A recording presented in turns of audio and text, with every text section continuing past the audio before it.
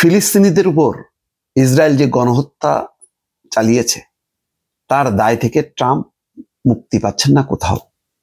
আজকে দেখেন, মালয়েশিয়ার রাজধানী কুয়ালালামপুরে আসছে, বিমানবন্দরে নামছে যখন, তখন তাকে স্বাগত জানানোর জন্য সেখানে নাচ গান হয়েছে। ট্রাম্পও সেখানে নাচ গানে শরিক হয়েছে।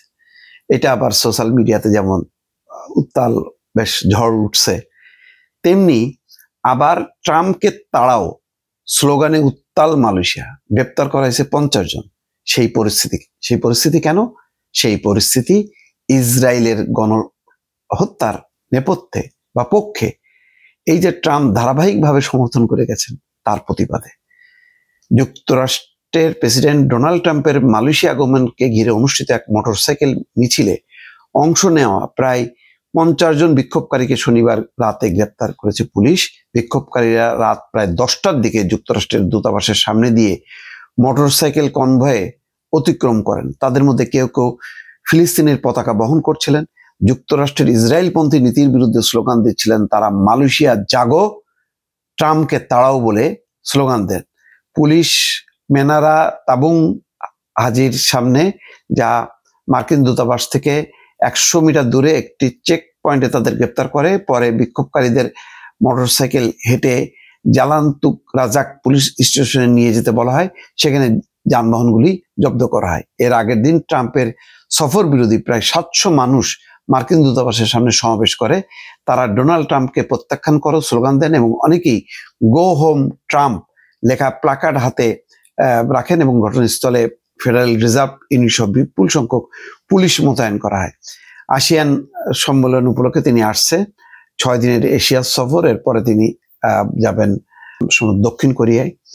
সেখানে শি জিনের সঙ্গে, অর্থাৎ চীনের প্রেসিডেন্টের সঙ্গে বৈঠক করবেন। এটা একটা আলোচিত বৈঠক।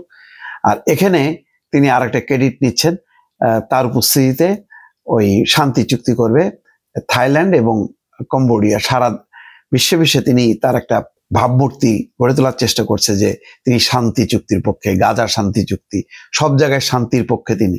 এটা প্রমাণ করার জন্য যে যুদ্ধ শেষ হয়ে গেছে ইতিমধ্যে, কিন্তু ওই যে উনার উপস্থিতিতে হইতে হবে, এটা একটা ফটো সেশন এবং এটা প্রতিষ্ঠা করা, উনি যাতে বলতে পারে।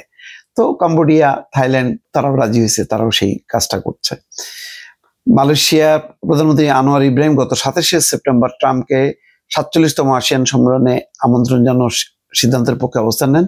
তিনি বলেন, মালয়েশিয়া কূটনৈতিক চ্যানেলের মাধ্যমে ফিলিস্তিন এবং গাজায় সংঘটিত নৃশংসতার বিষয়ে উদ্বেগ প্রকাশ অব্যাহত থাকবে।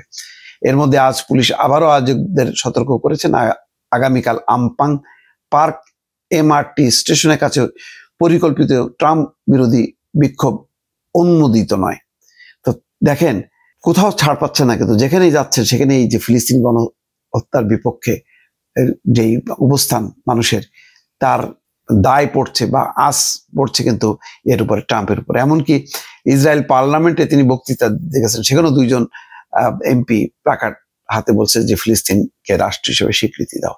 তো সুতরাং অনেক দিন পর্যন্ত ভোগাবে এই যে ইসরায়েল যেইভাবে ব্যাপকভাবে গণহত্যা করেছে এবং এখনো চালিয়ে যাচ্ছে।